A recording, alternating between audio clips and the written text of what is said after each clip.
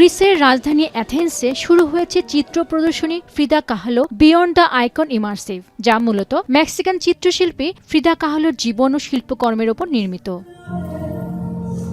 Hellenic Cosmos সাংস্কৃতিক কেন্দ্রে আয়োজিত এ প্রদর্শনী দর্শকদের শিল্পীর জগতে পা রাখার এক অনন্য সুযোগ করে দিচ্ছে। শুধু ছবি দেখার চেয়েও বেশি কিছু এখানে। অত্যাধুনিক প্রযুক্তি ও ভার্চুয়াল রিয়েলিটি ব্যবহার করে দর্শককে শিল্পীর ক্যানভাসের ভেতরে নিয়ে যাওয়া হয়। ৬০০ বর্গমিটার জুড়ে বিস্তৃত প্রজেকশনে জীবন্ত হয়ে ওঠে ফ্রিদার স্মৃতিময় দিনগুলো। ৩০ মিনিটের এ ভার্চুয়াল রিয়েলিটি রুম দর্শকদের নিয়ে গেছে φρিদার জগতে। Φρίντα Κάλο, ο λόγος που έχει τόσο ισχυρή απήχηση μέχρι και σήμερα είναι φυσικά γιατί είναι μια γυναίκα πάρα πολύ δυναμική.